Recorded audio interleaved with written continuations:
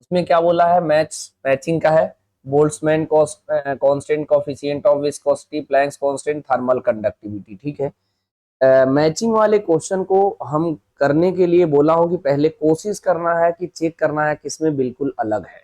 जैसे इसमें अगर हम लोग देखेंगे तो देखो, फर्स्ट फोर सेकेंड फर्स्ट, इसमें तो सेम हो गया हमारा। कोई ऐसा नहीं मिल रहा है सेकेंड फोर थर्ड, इसमें फोर दो टाइम्स है, इसमें थर्ड दो टाइम्स है, इसमें फर्स्ट दो टाइम्स है। यानी एटलीस्ट दो ऑप्शन चेक करना पड़ेगा आपको। मेरी बात समझ रहे हो? तो हम पहले चेक करते हैं डी को। ठीक है, या अगर आपको जो लर्न हो उसे पहले चेक कर सकते हो। मेरी बात समझ रहे हो? अगर हम चेक करते हैं सी को चेक करते हैं। सी होता है प्लैंक्स कांस्टेंट, इसका होता है ml² t-1, तो ये मैच करेगा हमारा फर्स्ट से। सी किससे मैच किया? फर्स्ट से। या तो हमारा ए होगा या तो हमारा डी ऑप्शन करेक्ट होगा। मेरी बात समझे? उसके बाद हम किसी को भी चेक करते हैं। एक थर्ड को मत चेक करिएगा क्योंकि ये दोनों में सेम है। बी को आप चेक कर सकते हो, यहाँ पर फोर्थ है, यहाँ पर सेकेंड है, इससे आपका काम हो सकता है। मेरी बात समझ रहे हो? तो अगर हम बी को चेक करते हैं, बी है कोफिशिएंट ऑफ विस्कोसिटी, ये होता है ml⁻⁻1 t⁻⁻1। ये किससे मैच कर रहा है? 4 से मैच कर रहा है। तो हमारा फाइनली आंसर जो है फर्स्ट ऑप्शन करेक्ट हो गया। इस तरीके से आप दिमाग लगा के क्वेश्चन को डायरेक्टली सॉल्व कर सकते हो। लेकिन कोई क्वेश्चन एकदम बिल्कुल स्टार्टिंग से सीख रहा है बच्चा तो उसे सॉल्व करना पड़ सकता है। लेकिन अगर घर पे अगर प्रैक्टिस कर रहे हो तो आपको सीखना चाहिए। उसमें भी आप अगर प्रैक्टिस स्पीड वाला कर रहे हो, दो तरीके से आपके घर पे प्रैक्टिस करना पड़ेगा। एक बार नॉर्मल प्रैक्टिस जिसमें टाइम ड्यूरेशन का आप ना देखें, आप सीखने का प्रयास करें। दूसरा स्पीड होना चाहिए आपका। 24 आवर्स में कम से कम 2 घंटे ऐसे या 1 घंटे ऐसे होने चाहिए जिसमें 1 मिनट में एक क्वेश्चन लगाने का आपका टारगेट होना ही होना चाहिए। ठीक है, मैं आपको एक्सप्लेन कर रहा हूँ इसलिए मेरे टाइम इंटरवल थोड़े से ज्यादा लगेंगे। जैसे हमें आंसर तो मिल गया है, ये हमको डायमेंशन लर्न था इसलिए मैंने डायरेक्ट टिक कर दिया। लेकिन अगर हम निकालने की बात आए, ठीक है, मेरी बात ध्यान से समझना, तो 1/, ए पार्ट में बोला है बोल्ट्जमैन कांस्टेंट। इसका कोई एक चीज याद करो, जैसे यूनिट जूल पर केल्विन होता है, इससे डायमेंशन डायरेक्ट लिख सकते हो। ये होगा जूल का ml²t⁻², केल्विन मतलब थीटा की पावर -1। यहाँ थीटा नहीं के ले रहा है केल्विन को, तो ये ले लेंगे के की पावर -1। मेरी बात समझे? बी ऑप्शन, बी ऑप्शन में कोफिशिएंट ऑफ विस्कोसिटी, आपने ऐसे फॉर्मूला पढ़ा होगा F = 6π∗RV। इससे तो हमें कोई मतलब ही नहीं है, तो ईटा की वैल्यू हो जाएगा F/RV। ये फोर्स है, इसका डायमेंशन फॉर्मूला ml⁻²। ये r है तो इसका l होगा, वेलोसिटी का l⁻1। l से l कट गया, इससे कटा तो एक t⁻1 ऊपर होगा। ये l ऊपर जाएगा तो क्या हो जाएगा? -1, तो ml⁻1 t⁻1। इस तरीके से हम हर एक क्वेश्चन को स्लोली और सिस्टमेटिक डिस्कस करेंगे। अगर आपको लगता है क्वेश्चन आता है तो आप स्पीड में देख सकते हैं, अदरवाइज क्वेश्चन छोड़ के दूसरे क्वेश्चन पर जा सकते हैं। अगर हम सी ऑप्शन की बात करें तो सी कैसे निकालते हैं जी? E = h new. तो h की वैल्यू क्या हो जाएगा? E/न्यू। ई एनर्जी है, एनर्जी का ml² t⁻², और न्यू फ्रीक्वेंसी है तो t⁻1। एक कट गया तो बचेगा कितना? t⁻1।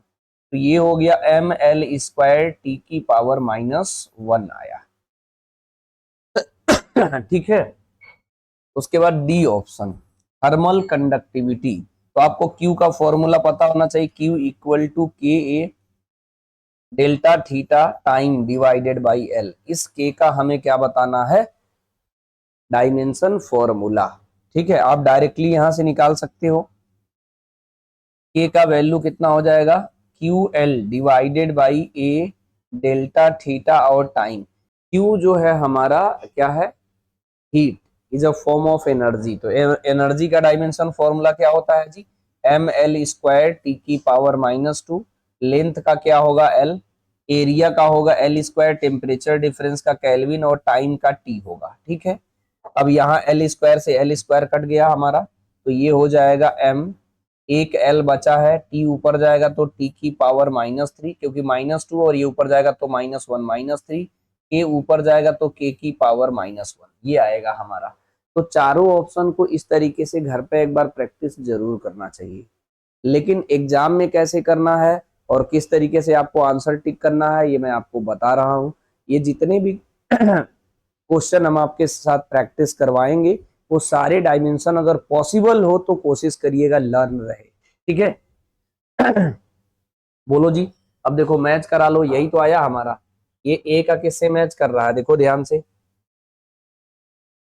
ml² t-2 k-1, ठीक है। तो ये किसने मैच किया, थर्ड से।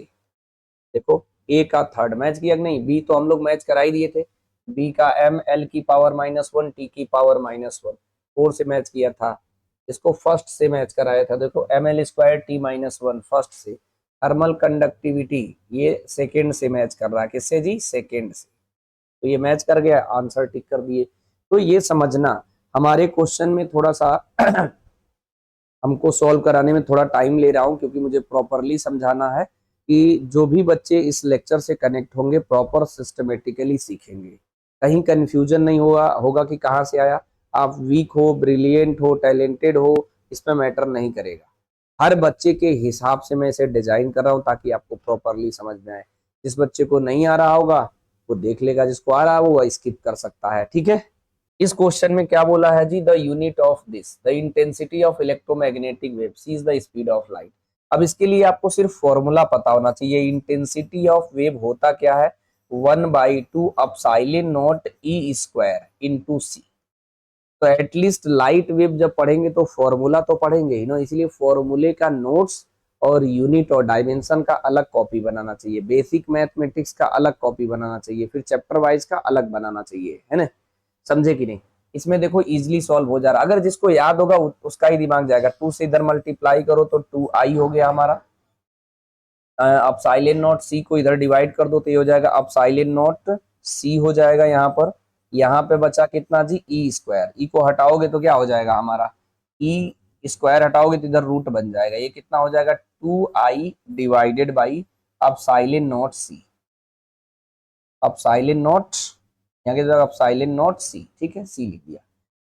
अब जिसको ये फॉर्मूला नहीं याद होगा ना वो इंटेंसिटी ऑफ वेव का डायमेंशन फॉर्मूला यहाँ पर रखेगा, आप साइलेंट नॉट का रखेगा, सी का रखेगा, बहुत टाइम चला जाएगा।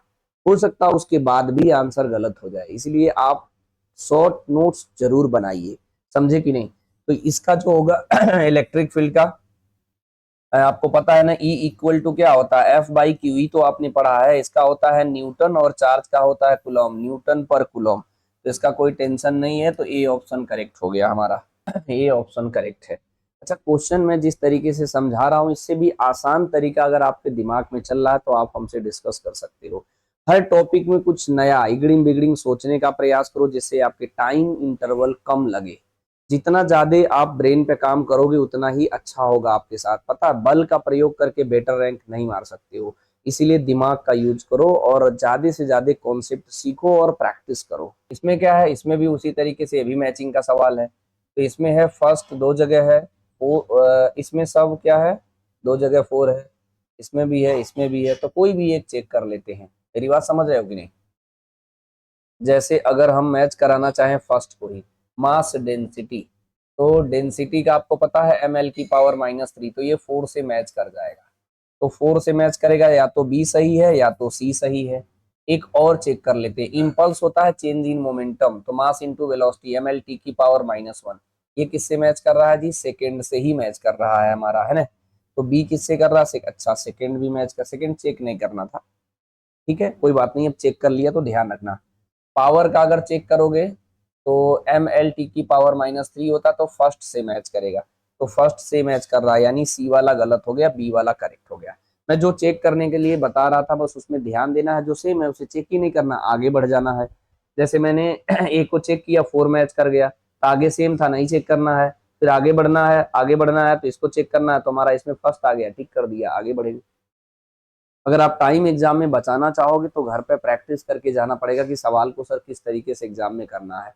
अब इसका डायमेंशन फॉर्मूला जनरली याद होना चाहिए, पता है इतना तो याद ही रहता है, जिसको नहीं याद है वो मैं वन बाय वन करके दिखाता हूँ। पहला ऑप्शन दिया है डेंसिटी, मतलब mass density. Density equal to होता है मास अपॉन वैल्यूम। मास का डायमेंशन होता है m, वैल्यूम का होता है l की पावर 3, ये हो जाएगा m l की पावर -3 होगा। अगर मैं बी ऑप्शन पे चलता हूँ, बी ऑप्शन इम्पल्स, इम्पल्स होता है हमारा F इंटू डेल्टा टी होता है, इसी को बोलते हैं चेंज इन मोमेंटम। और मोमेंटम क्या होता है, मास इंटू वेलोसिटी। इसका डायरेक्ट मास और वेलोसिटी का एल टी की पावर -1। अगर आपको फॉर्मूला याद है ना, तो सच बताएं तो आप मन में भी डायमेंशन फॉर्मूला सोच सकते हो और डायरेक्टली टिक कर सकते हो। प्रैक्टिस आपको करना ही पड़ेगा अच्छे लेवल का, है ना। अगर सी ऑप्शन में चलेंगे तो ये दिया है पावर, ये है W/T। वर्क का क्या होता है जी, ml² टी की पावर -2, टाइम का होता है t। ये t ऊपर जाएगा तो हो जाएगा ml² टी की पावर -3, क्योंकि ये ऊपर जाएगा तो माइनस हो जाएगा, -2 पहले से तो -2 और -1 -3 हो जाएगा। अगर हम डी ऑप्शन को सॉल्व करेंगे, moment of inertia I equal to होता है mr²। m क्या है, मास, और r डिस्टेंस, तो ml² हो जाएगा सिंपली। इससे इस तरीके से सॉल्व करके जब आप टिक करोगे तो आपके पास टाइम नहीं बचेगा कि आप ज्यादा क्वेश्चन अटेम्प्ट कर पाओ। तो जो मैं प्रोसीजर आपको बता रहा हूँ उस पर केयरफुली ध्यान देना। समझ रहे हो मेरी बात को, बोलो जी। ठीक है, तो देख लो, अब मैच करा लो, यही है। आधे तो मैंने ज्यादा मैच ही करा लिया था। देखो, मोमेंट ऑफ इनर्शिया का किससे मैच करवाए थे जी हम लोग, थर्ड से ये मैच करेगा। ठीक है, यहाँ लिख देता हूँ, नई जगह है यहाँ, 1 2 3 थर्ड। ठीक है, अब मिला लो, ए का 4 से मैच कर रहा है, ए का हमारा 4 से मैच कर रहा है, ml की पावर -3। बी का सेकेंड से मैच कर रहा है, देख लो। पावर का फर्स्ट से मैच कर रहा है, ml² टी की power -3। Moment of inertia third से मैच कर रहा है। तो इतना करना नहीं है बच्चों, आपको जितनी चीजें मैं बता रहा हूँ ये ध्यान रखना है। इसीलिए मैं हर क्वेश्चन में तो नहीं आपको बता रहा हूँ, लेकिन स्टार्टिंग में मैंने बताया था पूरा डायमेंशन के सारे क्वेश्चन जितने मैं कराऊंगा कर लो, उसके बाद इससे शॉर्ट नोट्स बनाओ। कुछ तो मैंने इस तरीके से एग्जाम्पल के लिए फॉर्मेट बनाया हूँ, जिसका जिसका सेम है उसका नाम एक जगह लिख लो और उसका डायमेंशन लिख लो।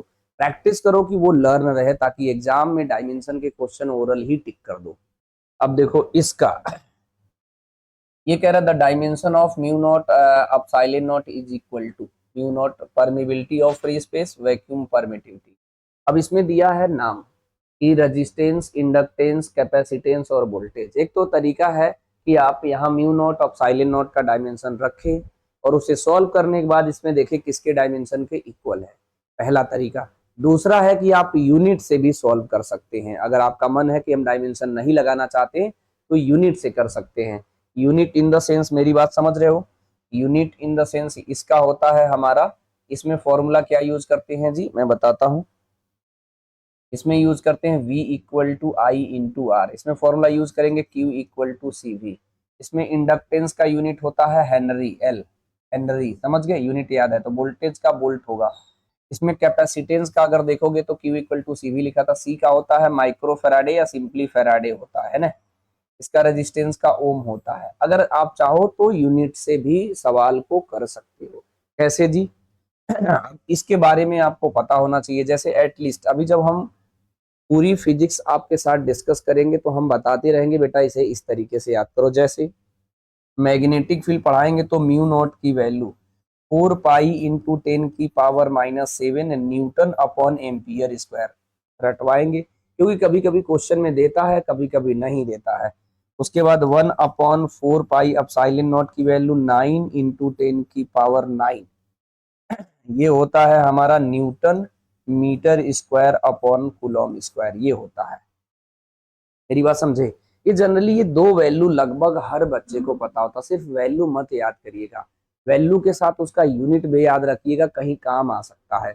हमें एप्सिलॉन नॉट से तो उल्टा हो जाता, एप्सिलॉन नॉट का अगर यूनिट देखोगे तो कूलॉम स्क्वायर, ये रेसिप्रोकल हो जाएगा ना, तो न्यूटन मीटर स्क्वायर हो जाएगा। अब इसे सॉल्व कर लो यूनिट के साथ, यूनिट से करने का प्रयास करते हैं। ये दिया है म्यू नॉट, ये दिया है एप्सिलॉन नॉट, इसकी वैल्यू रखते हैं। इसकी वैल्यू रखेंगे तो ये हो जाएगा न्यूटन अपॉन एम्पियर स्क्वायर। और ये क्या है, coulomb square upon newton metre square. इसे सिंप्लीफाई करेंगे तो ये हो जाएगा न्यूटन अपॉन एम्पियर स्क्वायर, और इसको सॉल्व करेंगे तो newton metre square upon coulomb square. इसको सॉल्व करते हैं, ये हो जाएगा न्यूटन का स्क्वायर, मीटर का स्क्वायर, एम्पियर का स्क्वायर, सी का स्क्वायर। बाहर आएगा newton metre divided by ampere और कूलॉम। क्योंकि रूट के बाहर आएगा हमारा तो स्क्वायर हट जाता है, यहाँ से एन बाहर आएगा, यहाँ मीटर बाहर आएगा, एम्पियर, यहाँ कूलॉम बाहर आएगा। लेकिन इसमें एक चीज और भी ध्यान देना है केयरफुली। क्या केयरफुली ध्यान देना है कि ये न्यूटन अपॉन कूलॉम, ये तो हमारा इलेक्ट्रिक फील्ड का यूनिट है, समझे कि नहीं। इलेक्ट्रिक फील्ड क्या होता है, ई की वैल्यू जो होता है हमारा एफ डिवाइडेड बाई, ई की वैल्यू जो होता है एफ डिवाइडेड बाई क्यू होता है, तो इसका न्यूटन होगा तो इसका कूलॉम होगा। तो ये तो हमारा इलेक्ट्रिक फील्ड का हो गया। तो इलेक्ट्रिक फील्ड का यूनिट जो होता है वोल्ट अपॉन, ये भी तो होता है ई का फॉर्मूला, ई का फॉर्मूला होता है डीवी डिवाइडेड बाई डीएक्स। आगे माइनस लगा रहता, हमें यहाँ यूनिट से मतलब है, तो वोल्ट पर मीटर होता है। मेरी बात समझे कि नहीं। न्यूटन अपॉन कूलॉम को हटा के वोल्ट अपॉन मीटर लग देंगे, तो ये मीटर अपॉन एम्पियर है, मीटर से मीटर कट गया, तो ये आएगा volt upon ampere. Volt upon ampere क्या होता है, वोल्ट अपॉन एम्पियर ओम होता है, यानी ये ऑप्शन करेक्ट है। इसको देख रहे हो, इसको सोचने में भी इतना टाइम लगा। इसी तरीके से आपको प्रैक्टिस करना है कि आपकी मेमोरी खुले। दूसरा सीधा सीधा तरीका है कि डायमेंशन रखो और सबका निकाल के टिक करो। मेरी बात समझे। वोल्ट अपॉन ओ आप समझ रहे हो, मैं दोबारा समझा देता हूँ। आई की वैल्यू, आर की वैल्यू वी अपॉन आई आएगा, इसको बोलते हैं वोल्ट, इसको एम्पियर, तो इसी को तो ओम बोलते हैं। रेजिस्टेंस का यूनिट ओम होता है। फिर डायरेक्ट हमने ये ऑप्शन टिक किया। अगर बहुत सारे बच्चों को ये तरीका कंफर्टेबल नहीं लगेगा तो सारे ऑप्शन को सॉल्व करना पड़ सकता है डायमेंशन के पैटर्न में। देखो, अगर किसी बच्चे को यूनिट से नहीं करना होगा तो उसे डायमेंशन से करना पड़ेगा। और डायमेंशन से करने के लिए मैं तो कर रहा हूँ, लेकिन आपको बहुत सारे डायमेंशन फॉर्मूला सच में लर्न होना चाहिए। At least capacitance, resistance, mu naught, epsilon not का तो याद ही होना चाहिए। मेरी बात समझ रहे हो। इस क्वेश्चन में दिया है dimension of this is equal to mu naught permeability है और अपसाइलन नॉट वैक्यूम परमिटिविटी है। ठीक है। इस क्वेश्चन को अगर बिल्कुल कम टाइम में करना चाहते हो तो तरीका ये है, यहाँ से मैं बताता हूँ, ध्यान से देखना। पहली चीज तो आपको म्यू नॉट का डायमेंशन पता होना चाहिए। अगर मैं तो निकाल रहा हूँ, आपको याद होना चाहिए। म्यू नॉट अपॉन 4 पाई की वैल्यू कितना होता है, 10⁻⁻7 न्यूटन अपॉन एम्पियर स्क्वायर। या तो इसके फॉर्मूले से लगाओ, क्योंकि इसके बहुत सारे फॉर्मूले होते हैं जिसमें म्यू नॉट आता है मैग्नेटिक फील्ड का, उससे भी निकाल सकते हो। लेकिन मैं ये वैल्यू जनरली बच्चों को लर्न करना रहता है जब मैग्नेटिक फील्ड निकालते हैं, क्योंकि याद रहता है। तो यहीं से डायरेक्ट यूनिट भी याद रखो, न्यूटन अपॉन एम्पियर स्क्वायर, तो इसका डायमेंशन तुरंत निकल सकता है। कैसे, न्यूटन मतलब फोर्स, m l t की पावर -2, एम्पियर मतलब a की पावर -2। यहाँ से म्यू नॉट का, क्योंकि ये तो न्यूमेरिकल वैल्यू है, तो ये आ गया हमारा म्यू नॉट का डायमेंशन फॉर्मूला। अब साइलिन नॉट की वैल्यू ये भी आप याद करते होगे, 1/4 पाई अब साइलिन नॉट 9 इंटू 10⁻⁹, 10⁻⁹, ये होता है हमारा newton metre square upon coulomb square. समझे कि नहीं। अब ये ना सोचना सर ये आया कहाँ से, इसको आया जो मैं इधर से लिख लेता हूँ। एफ की वैल्यू होता है, इलेक्ट्रोस्टैटिक्स में चलोगे तो एफ इक्वल टू होता है 1/4 pi epsilon naught Q1 Q2 upon R square. अगर आप चाहो तो यहाँ से भी डायमेंशन निकाल सकते हो, मुझे कोई दिक्कत नहीं। यहाँ से निकालोगे तो ये तो न्यूमेरिकल वैल्यू है, हटा दो, अब साइलेंट नॉट कितना हो जाएगा, Q1 Q2 upon F R square हो जाएगा। मेरी बात समझ रहे हो। इसका अब साइलेंट नॉट का डायमेंशन फॉर्मूला निकालोगे, चार्ज का Q इक्वल टू AT होता है, Q की वैल्यू होता है IT, तो I का A, T का T, तो AT इंटू AT। मेरी बात समझ रहे हो। फोर्स का क्या होगा, ML T की पावर -2 और R का होगा L स्क्वायर। मेरी बात से सहमत हो। ये M ऊपर जाएगा तो हो जाएगा M की पावर-1, L और L स्क्वायर, L की पावर 3 ऊपर जाएगा तो L की पावर -3, T की पावर -2 ऊपर जाएगा तो +2 और T स्क्वायर ऊपर है तो T की पावर 4 और A की पावर 2। ये डायमेंशन फॉर्मूला जो है आपको निकालना न पड़े ऐसी टेक्निक आपको यूज करना है। लर्न तो आपको करना ही पड़ेगा क्योंकि ये बार बार आता रहेगा। मेरी बात समझ रहे हो? इसे सीखना चाहते हो तो आपको कॉपी बनाना पड़ेगा। अगर कॉपी में सिस्टमेटिकली नोट डाउन करोगे तो कभी कंफ्यूजन नहीं होगा, है ना। अब साइलेंट नोट का भी तो डायमेंशन हम लोग निकाल ही लिए। कितना आ रहा है? m की पावर -1, l की पावर -3 और t की पावर 4 और a की पावर 2, ये आ रहा है हमारा। समझे? ये डब्बे में इसलिए बंद कर रहा हूँ, कोशिश करना कि याद रहे। याद रखने से फायदा होगा, आप एग्जाम में पता चलेगा, टाइम कम लगेगा। सब थोड़ी ना कह रहे याद करने के लिए, जो स्पेशल आप दिखेगा मैं वही बोलूंगा। जैसे म्यू नोट, आप साइलेंट नोट का जनरली याद रखे रहा करो और निकालने का भी टेक्निक सिखा रहा करो, हो सकता है कि ना याद आए। ठीक है, अब इसको सॉल्व करेंगे हम लोग। ठीक है, क्वेश्चन को सॉल्व करते हैं। क्वेश्चन में दिया है हमारा रूट में mu naught upon epsilon note. इसको अगर हम लोग सॉल्व करते हैं तो म्यू नॉट की वैल्यू कितनी है जी? m l t की पावर -2 a की पावर -2 डिवाइडेड बाई m की पावर -1 l की पावर -3 t की पावर 4 और a स्क्वायर। ठीक है, अब इसको सिंप्लीफाई करोगे तो कितना आएगा? ये m ऊपर जाएगा तो क्या हो जाएगा? m का स्क्वायर। l की पावर -3 ऊपर जाएगा तो l की पावर 4 हो जाएगा। टी की पावर 4 है, ऊपर जाएगा तो -4 और -2 पहले से है तो टी की पावर -6, ये ऊपर जाएगा तो ए की पावर -4। पता है रूट जब अगर हटाएंगे तो यहाँ एम स्क्वायर एल की पावर 4 टी की पावर -6 ए की पावर -4, तो ये इसमें रूट के बाहर आएगा तो एक एम बाहर आएगा, यहाँ एल की पावर 2 बाहर आएगा, यहाँ टी की पावर -3 बाहर आएगा और ए की पावर -2 बाहर आएगा। मेरी बात समझ रहे हो कि नहीं? इस तरीके से मैंने अभी क्वेश्चन को सॉल्व किया। इसके बाद अगर इस मेथड से करते हैं तो हमें ऑप्शन का भी सॉल्व करना पड़ेगा, इसीलिए कहे कि कुछ वैल्यू आपको याद होना चाहिए। जैसे हम रेजिस्टेंस का निकालते हैं, ठीक है, बोलो जी। पहले पार्ट का सॉल्व करते हैं, रेजिस्टेंस। तो रेजिस्टेंस का डायमेंशन कैसे निकालते हैं? V equal to I into R. तो आर की वैल्यू कितना होता है? V upon I. V जो होता है ये होता है W by Q upon I. इसको लिख सकते हैं W अपॉन क्यू आई। इसे लिख सकते हैं W अपॉन आई।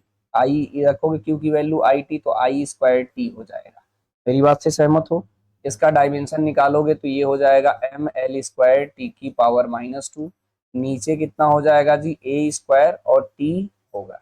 ये ऊपर जाएगा तो सॉल्व करोगे तो एम एल की पावर 2, टी की पावर ये प्लस है तो ऊपर जाएगा तो माइनस, टी की पावर -3 और ए की पावर कितना होगा? -2।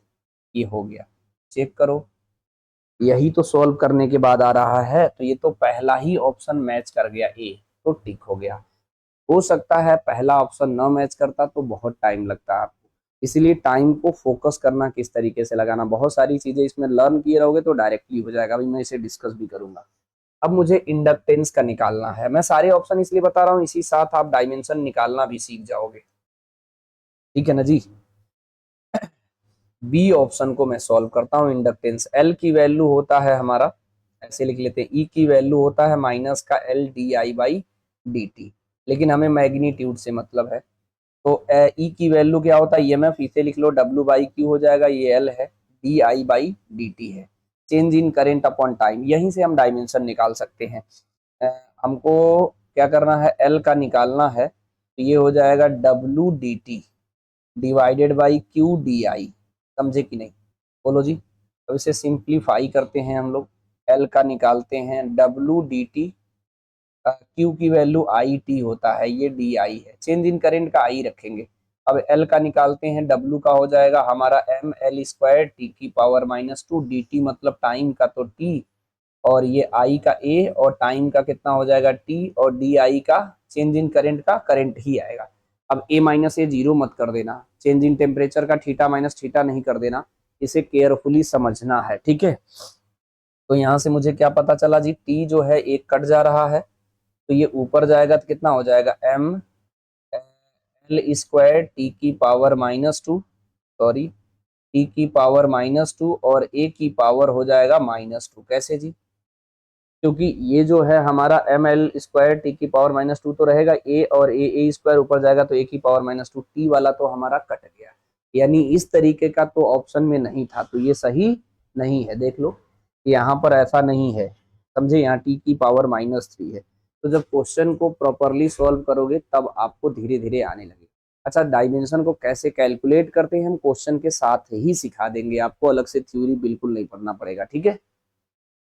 नेक्स्ट क्या है दी, कैपेसिटेंस। ये कैपेसिटेंस कैपेसिटेंस जो भी मैं डिस्कस कर रहा हूँ याद रखना भैया। ये हो गया ए बी सी का, यहाँ निकालता हूँ। सी में बोला है capacitance Q equal to C V होता है। सी की value Q divided by V होगा, और V की वैल्यू होता है W डिवाइडेड बाई Q। ऊपर चला जाए तो Q स्क्वायर अपॉन W हो जाएगा।